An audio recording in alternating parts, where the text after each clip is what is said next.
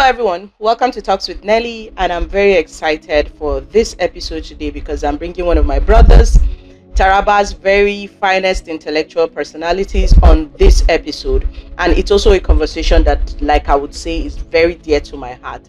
So, ladies and gentlemen, join me in welcoming Honorable Kundila Epemilo, popularly known as Sir Otelo. Sir Otelo, just for the purpose of this conversation, is a politician, he's a sport enthusiast, he's a prolific writer, a lover of books, and also an activist who likes to call out wrong acts. He is an unrepentant millennial and a longtime friend of mine. Thank you for making time to be with us on this talks. Can we meet you, Sir Otelo? Is there any fun fact about you that we need to know? First of all, thank you for having me on this show.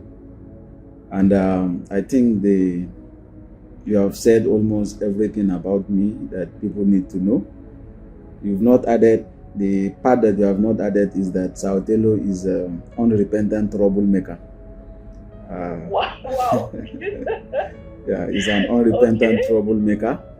And also, though some people say he looks innocent, but most people don't think that he is as innocent as he looks. And I think they are not right. Sir Otelo is quite an innocent person, though with an innocent face. Oh wow, thank you so much. That's quite a fun fact about you. We're happy to have you on this show, and I'm very excited to have this conversation. I'm really proud of you for making our time to have this conversation.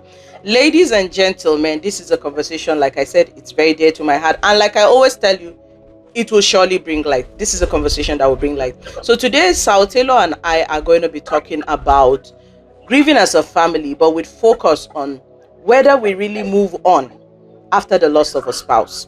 So ladies and gentlemen, stay tuned, and I'm sure you're going to enjoy this. I believe I'm on a mission to shed light through conversations. You know those conversations you want to have, but you're not sure somebody wants to have the conversations with you, or you're afraid that those conversations will not be had? Don't worry, I'm your conversation buddy. Just come with a cup of drink and let's have these conversations.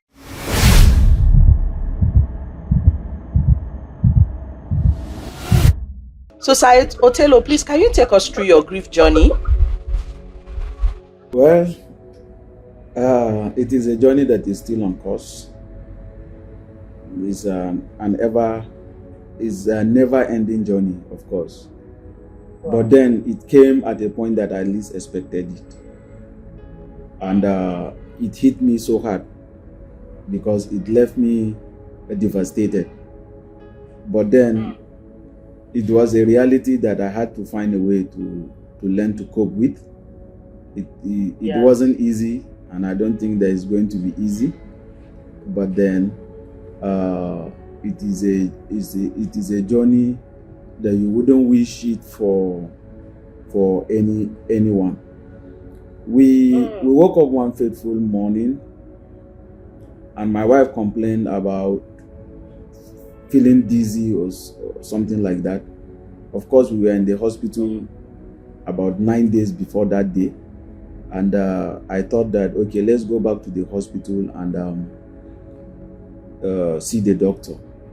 And we went into the accident and emergency ward of the FMC, and unfortunately we never came back with her. And that was it. That was when the reality hit, and what happened. And the journey has been devastating. It has been difficult. It has been not palatable, but then it is what it is. I understand that part where you say we went out and never returned. I think that's one of the most brutal confrontation with loss. Yes. The most brutal. I remembered when my brother lost his wife, and I was called to the hospital. Just for a bit of background, my brother actually took his daughter to the hospital, but his wife died. Yeah. So I went to the hospital, and yes, when I was about to pick up the child from the bed, I looked down and I saw that she had removed her slippers and got on the bed. So she went on the bed with an intention to get down and go home, but that was never going to happen. She returned home, but in a casket. So yes, I think that's always a brutal reality we face with a loved one. The fact that the returning home will never happen. So this brings me to my next question. And I'm asking this because I have known it a little from the perspective of a widow. What did it feel like going back home without the other person? Like, how did life subsequently feel like? Well, it was difficult. It wasn't looking real, you know, and it was like the person traveled. Of course, my wife traveled. We went for a wedding. My younger sister's wedding in Gombe in April that year. So from Gombe, she didn't come back. She traveled home to Bauchi to be with her parents for like a month before she came back. Then, like a month later, she took ill. About 2 months later, she took ill. And so it happened like she traveled the way she did in May. And she was going to come back. But then, in your mind, you know that something actually happened. And this person did not really travel, but you are somehow hoping that this person really traveled. It was difficult actually, because you can only live in denial. But then sometimes the living in denial, it kind of help you to readjust, because within that period of living in denial rather, you are trying to readjust, and time heals many things. Time heals many wounds. Time is a healer of so many things. So with time, as you are living in denial, after so many days, you begin to come to terms with the reality of what happened. So but going back home, of course, after she died, we did everything in my father's house. And I never stepped foot into my house until a few days later. And I went back home, and the house felt empty. My friend was with me. My best man was with me. But then he left his work and came back, and he needed to travel back. So we woke up one day and he said he's leaving. And there was nothing I could do, and he left, and the house felt so empty. And but that was it. I just had to find a way to cope with it, no matter the difficulty. The difficulty. I call that phase dealing with your own reality. Yes. Thank you so much. Thank you for sharing this very vulnerable part, and I sincerely agree, and maybe I felt a similar part. For me, when I know that after burying my husband, I had to call and say, please don't leave anything the way he left it, because I knew that walking into the house and confronting it the way he left it was going to hurt very brutally. I remembered visiting the house 6 months later, and I saw a shirt he had removed in a typical fashion he usually would keep a shirt after taking it off, with the sleeves folded. It was another episode of cry. So I get that part of you not even understanding how life can be like this, that one moment you were with someone and the next moment they are gone. So I don't know, I think you also had friends who supported you for the fact that your best man came, because one of the things I've noticed is that men hardly get such kind of support that we women enjoy. So from the day my husband passed, I remember I had my mother, her friends, my friends, until my husband was buried and we came back and all of that. But I don't usually see men enjoy that. I know that there are times that you go into a house where a man has lost his wife, and you find the man seated all alone. How was it like for you? Did you enjoy support from friends and all of that? Yeah, I have friends that are close. But then, men are men. most of them, they wake up in the morning, they have things to run and go and get. They have children to take care of. They have wives to take care of and things like that. So you don't expect them to always be there with you. But then men, we have a kind of supporting each other, not the way women will do, to stay with you, to be consoling you, to be telling. Even men, if we meet, sometimes it is banter and insult and things like that help relieve. So it's not, but for men and for me, it wasn't as if my friends were coming to stay with me, to spend time with me. I spent a lot of time alone within that period. But whenever they had time, they came around, and we would gist and they would leave. My friend stayed for just a few days and he had to go back to work, which was understandable. He lives in a very far place, Port Harcourt, while I live in Jalingo, and it would be insensitive for anybody to want him to stay back. After all, his staying back will not bring her back. So but then my younger brother also, at some point he came, he stayed for one night, and when he wanted to leave, I told him that you can stay. And he ended up staying with me in the house until he got married more than a year later or so. So yeah, I think that I got that support. But aside from that, it's not like women that you see people around, stay with you. No, men don't do like that, and it's fine. Oh, thank you. So now a little bit of a personal background story. I was privy to a little bit of the details about your wife, and I know that she had sickle cell. So just for the purpose of some people who might be dealing with such reality, was there a point where you felt like she was a ticking time bomb and that this was going to happen, or was there a confrontation with this harsh reality when she eventually passed, that this was bound to happen or something? No, not at all. My wife doesn't even look like a typical. Until you are told that this lady has sickle cell, you will never know. And her crises, usually they come, and usually we don't even go to the hospital most times.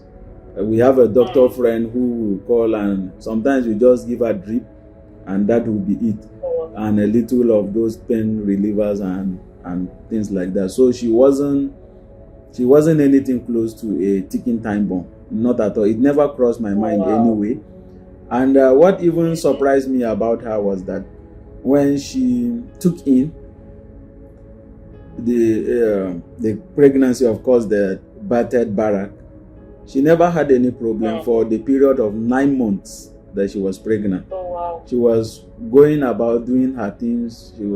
There was nothing close to anything. In fact, I used to tell her that she married someone with a strong blood that has helped her to heal her from her sickle cell, so that she should give me something. I used to tell her that she should give me something because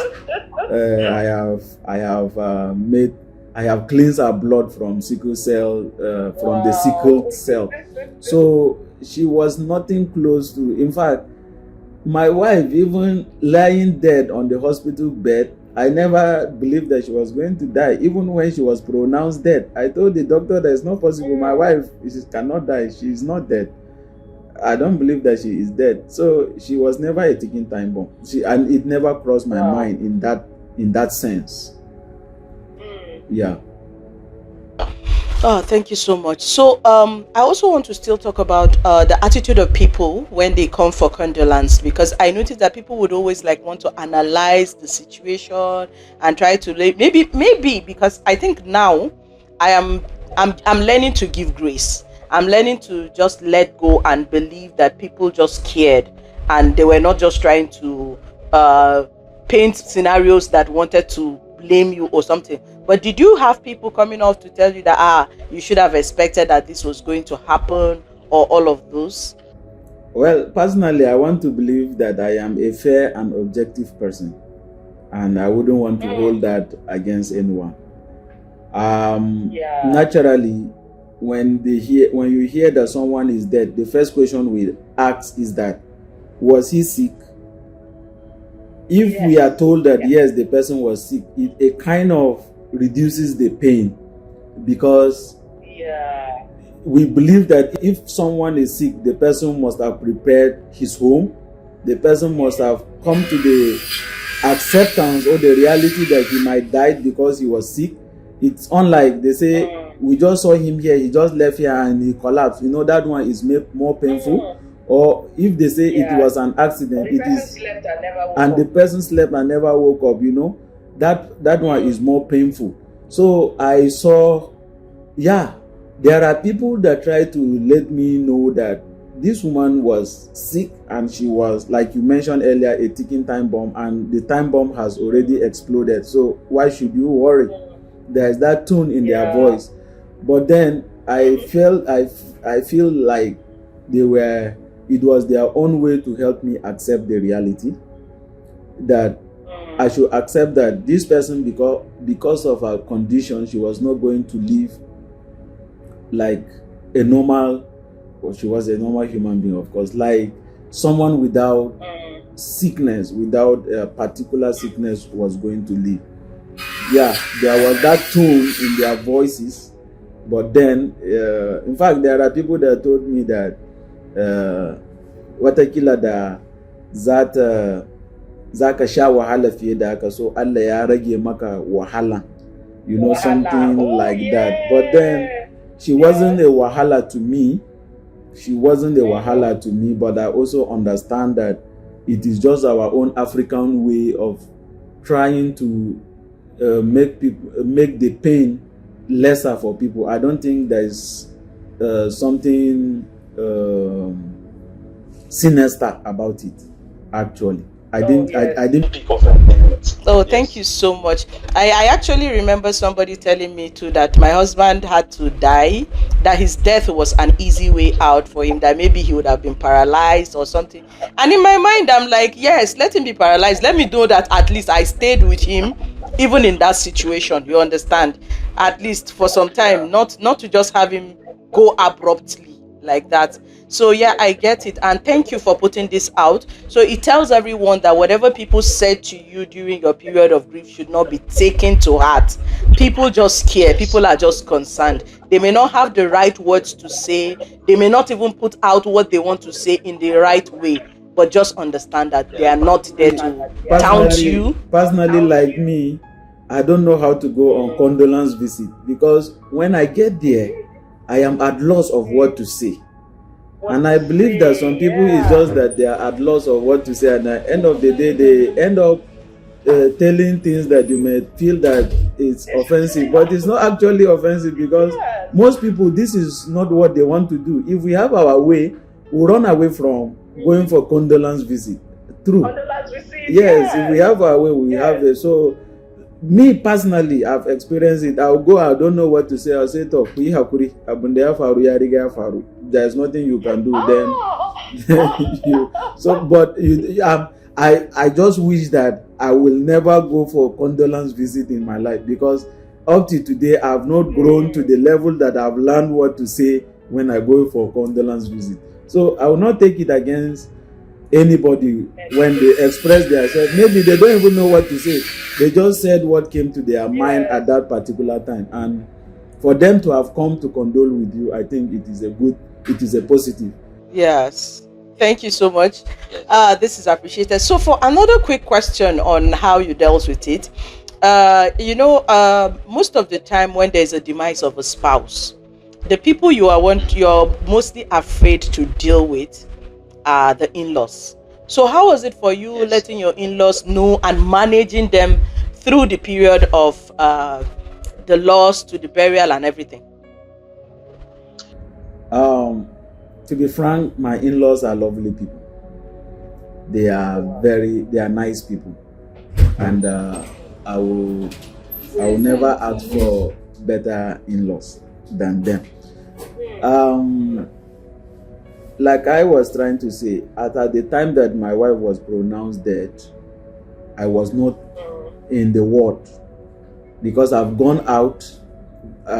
we actually wheeled her to the intensive care unit, and I had gone to the blood bank because I've called some friends to come and donate blood for us. So I've gone to the blood bank to see how we'll be able to get more blood, fresh blood, to the intensive care unit. I think while I was there, we were even chatting and laughing with some of the friends that came. I think that was when she was pronounced dead. Unfortunately for me, some of our uncles were in the hospital together with us. They work in the hospital, so they are already called. I think I'm even one of the last people on that day or within that period that knew that my wife died. They had to call my pastor to come and announce to me that my wife has died. In fact, when I came back from the blood bank, I saw people in groups.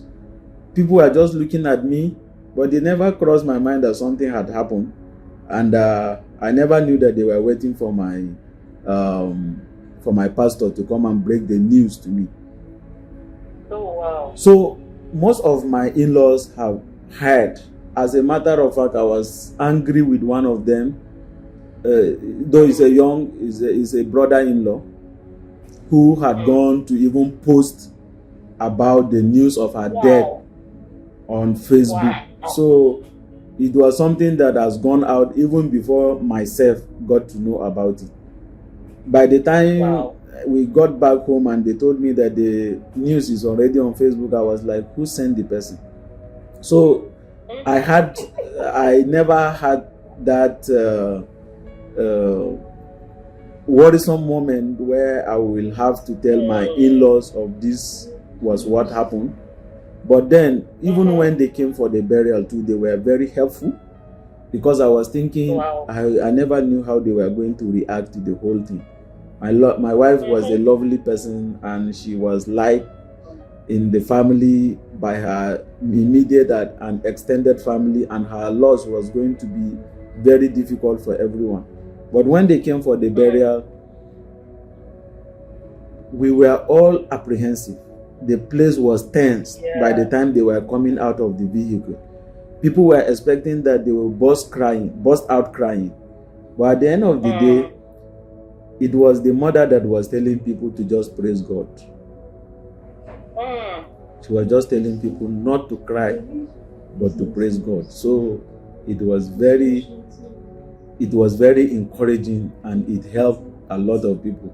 And I've told people that if you are looking for Christians, people that display Christ-like character, meet my in-laws, especially my father and mother-in-law, Mr. and Mrs. Leka Samuel. Meet these people and you see Christ-like character in display. I can never ask for better in-laws than these my in-laws. Ah, thank God. So there are two things I want to mention from this particular narrative you just shared. So number one is the fact that most of the time it's not about who you marry, but also which family you marry into. Very important, because if the family you marry into is a good family, it will help a whole lot.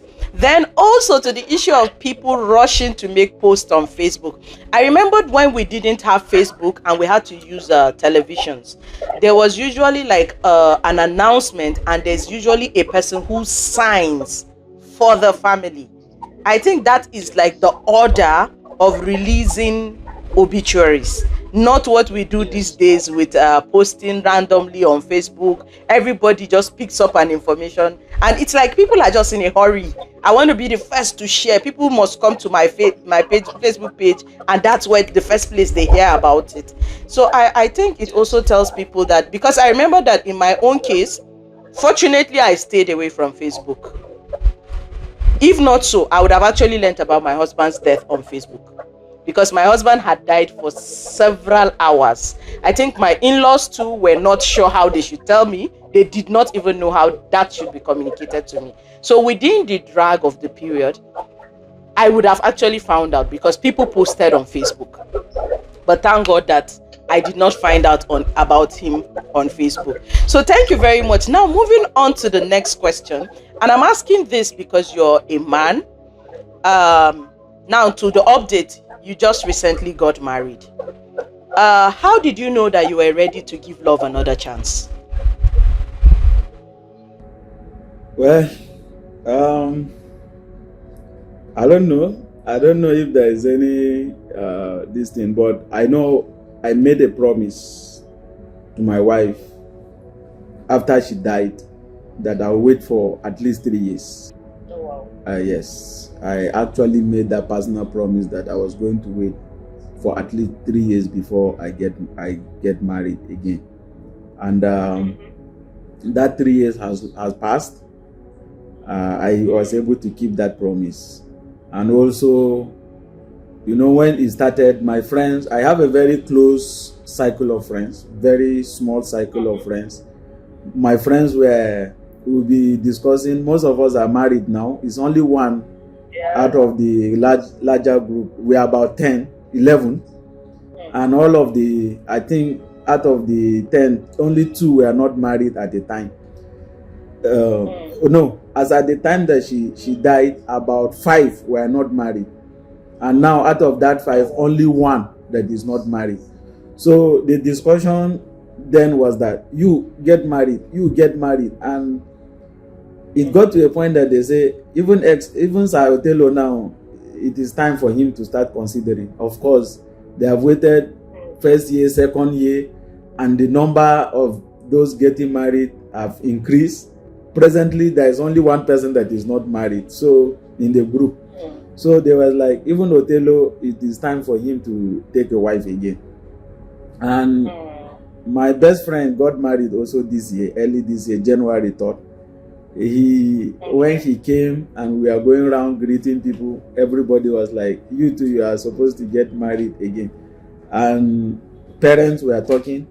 But like I said initially, my father-in-law has been insisting all this while that I want you to get married again. Every time that we call each other, and he usually does the calling, he will say, Efemilo, please get married again. Forget the past and take a new step and get married again. So, and having promised my wife that I'll wait for 3 years, and the 3 years has elapsed, I felt that it was okay for me to heed to people's advice, my in-laws' advice, my parents, that of my friends, and every other person. Some people will say, my son will need, because my son doesn't stay with me, they will say, your son will need a father, but then you cannot bring back your son without a wife. So try and get a wife so that your son will come back home, and things like that. There is no particular thing that I would say, this is what I felt that has made me ready. I just felt that, well, this thing has happened. My sisters in-laws, every time they will say, please get married again.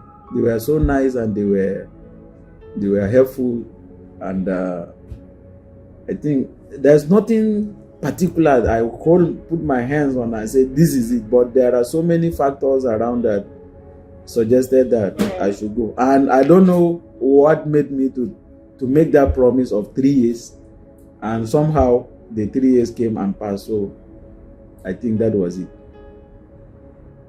I think one of the things is that you don't even realize that it's been 3 years. You don't even realize, because my husband is going to be 1 year, and I'm still feeling like I'm not even in a headspace where I've finished processing his absence, not to talk of even processing anything further. So I think, yes, I get it. The pain is so deep that it's too soon for you to even think 3 years will pass. Yes, 3 years would pass, and you would not even notice that it's been 3 years. Oh, thank you so much. So, but I still have a little prying to do on this matter. Okay. So I want to ask, in your head, how are you able to create space for a new person to make sure that you're also going to give them the same level of devotion like you gave to Oshina? I am a philosopher. I think I want to delude myself to think that I'm a philosopher.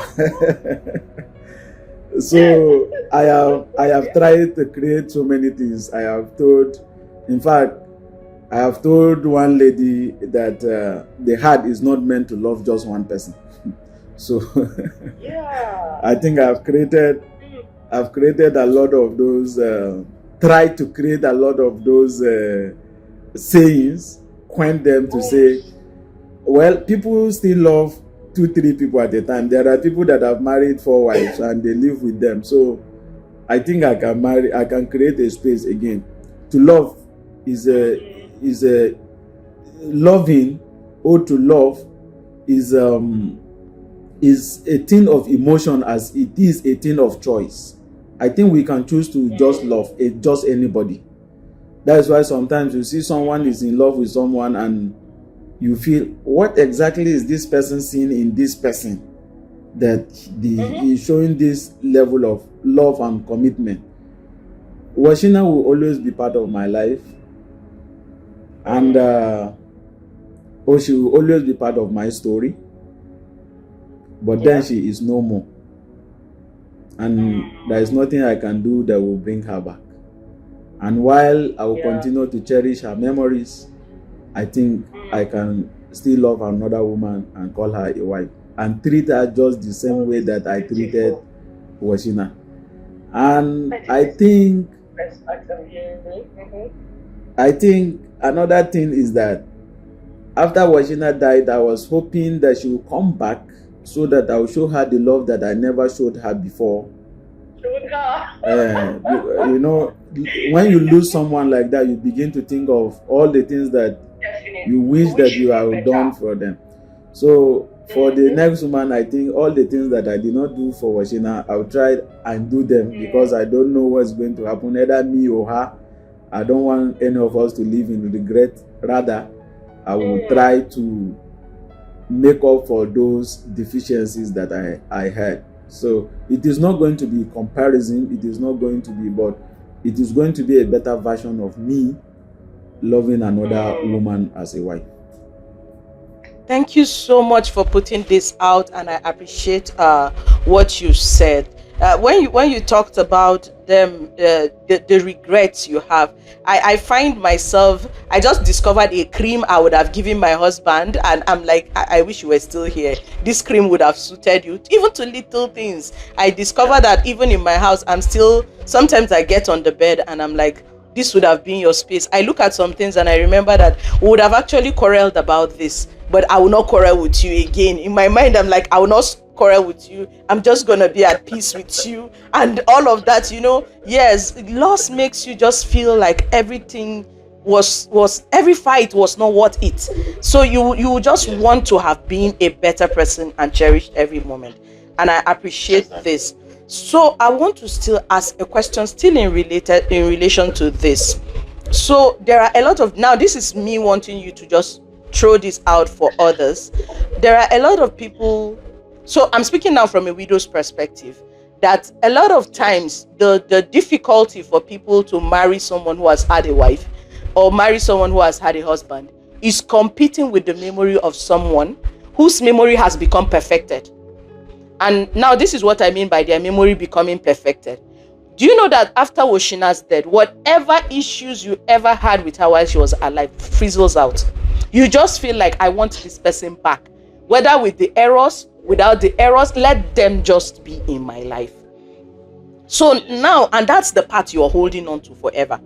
So what advice do you have for people who have lost a spouse and are remarrying? How do you handle someone, because the truth is the person coming in, without knowing it, they are already contending with a memory of a perfected person.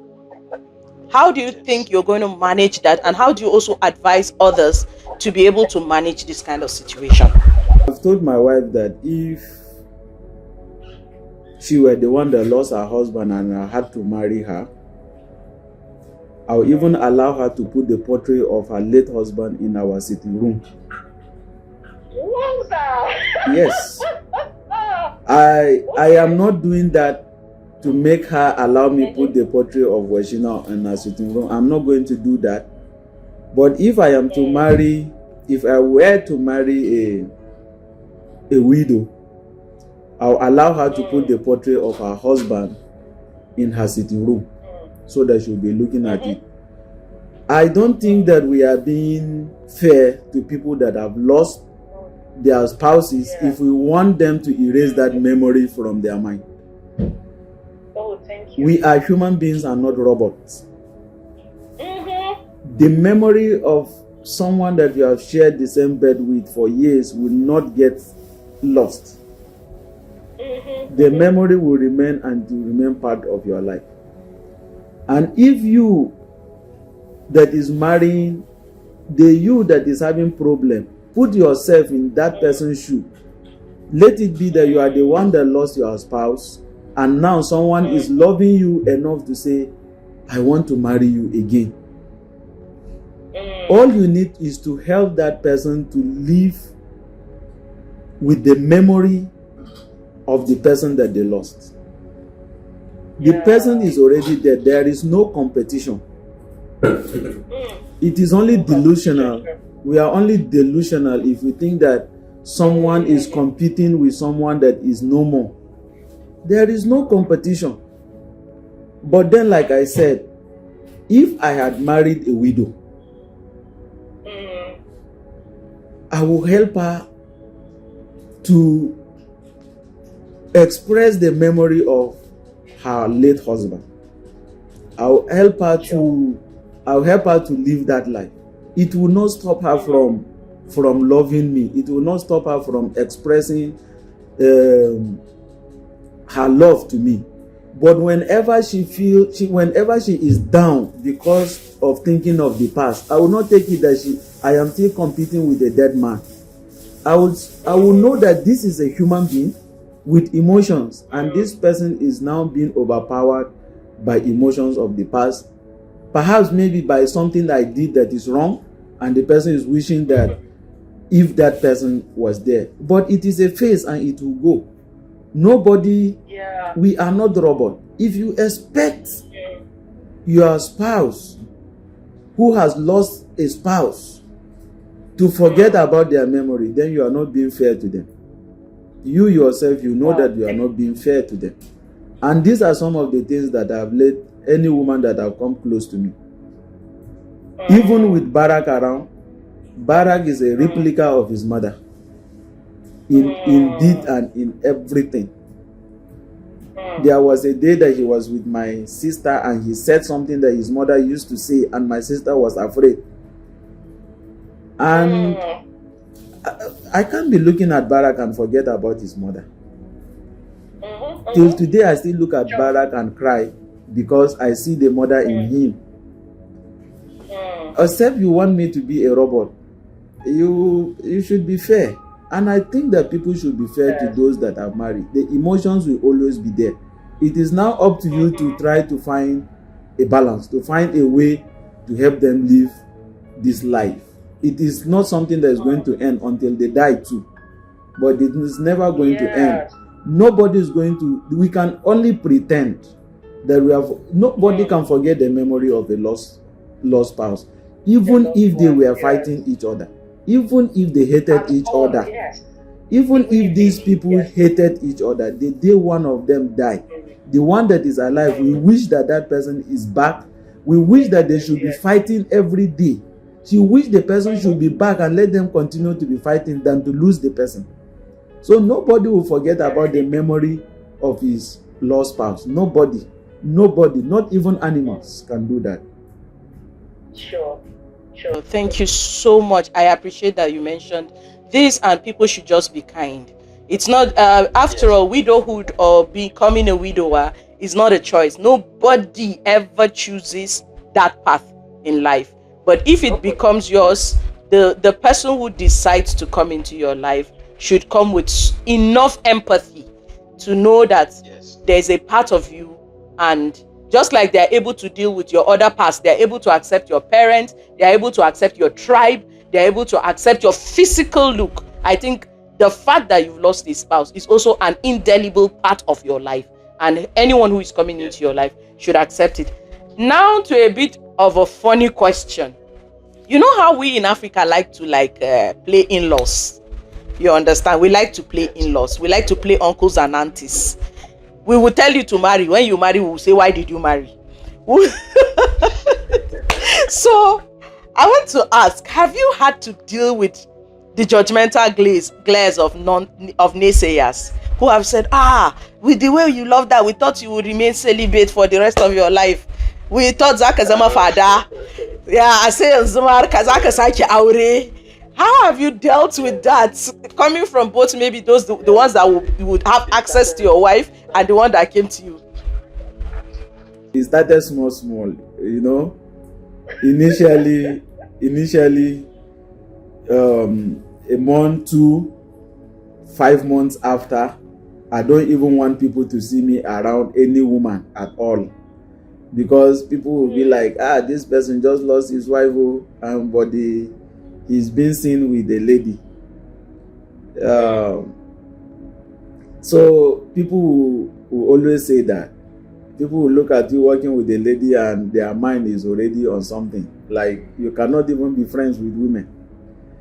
Then it got to a point that, because I promised my wife that I was going to wait for 3 years, and some people felt that I should move on earlier than that. As I didn't move on, they started saying that this person loves his wife so much that he can. And unfortunately, for the past 3 years, I write about her like in no man's business. So they are like, this person loved his wife so much that he cannot move on again. In fact, some people are afraid that how are they going to cope if they marry this type of person that has not forgotten his wife? And that was the answer I answered. How do you want me to forget Washina, for God's sake? That let us be sincere with ourselves. So, but then there are people that felt that this person has not moved on.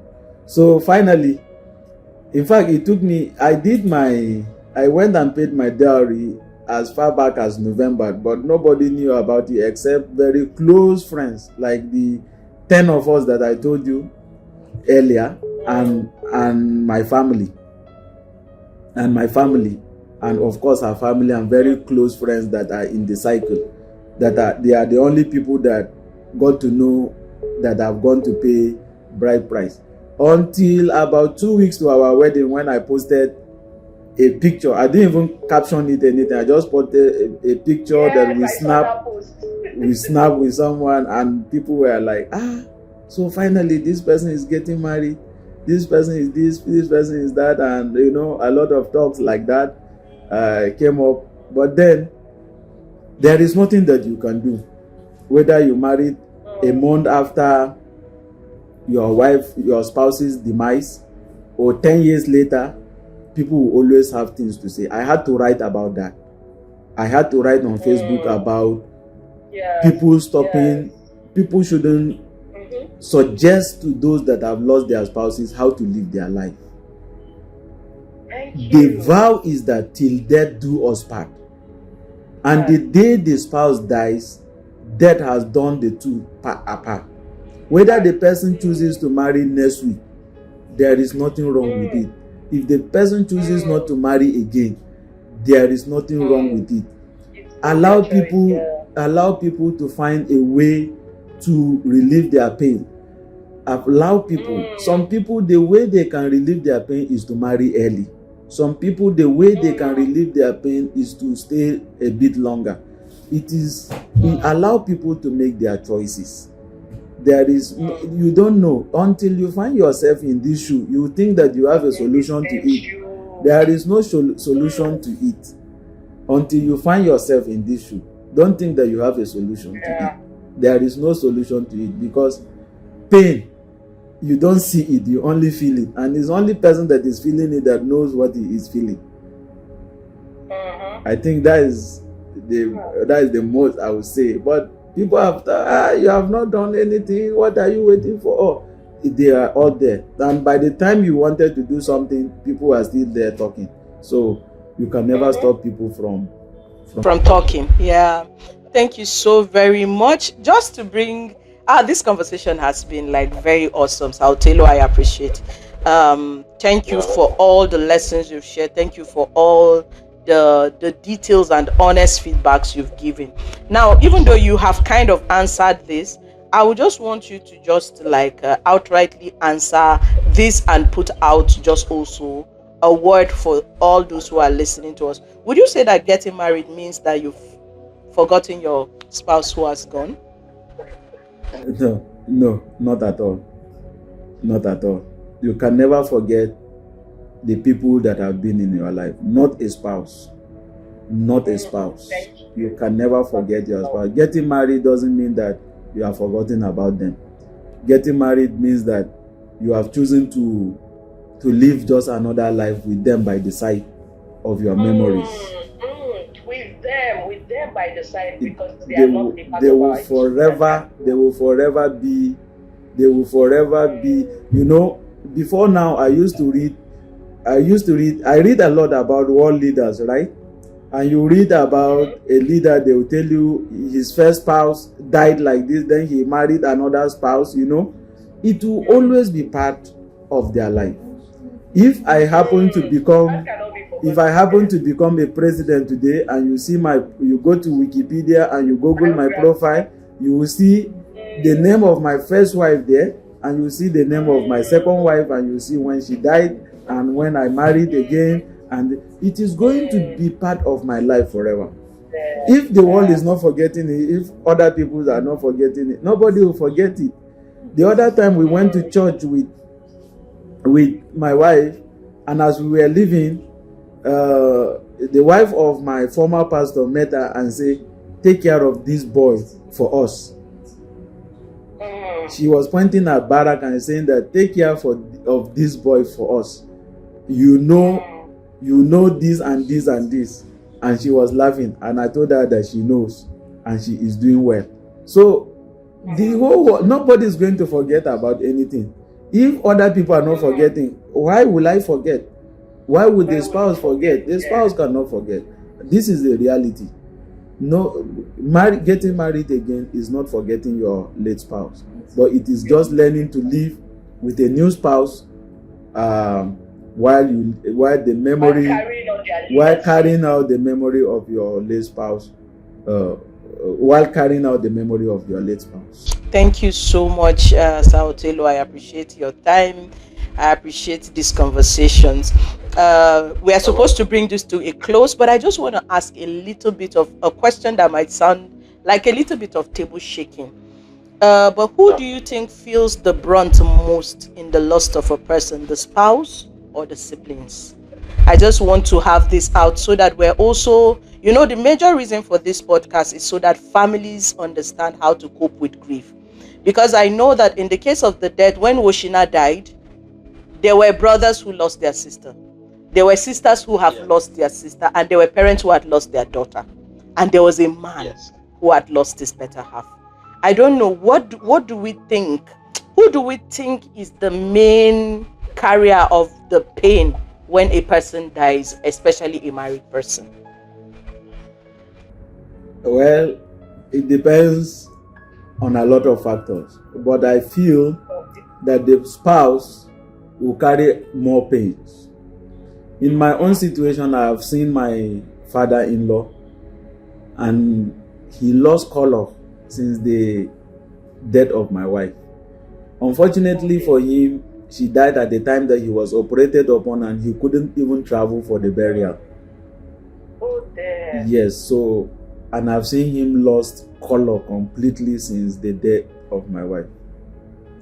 And her siblings, I used to call her as the main aproko master among her siblings, because she is the one that, well, that was my own divination, that she is like the linking rod among them.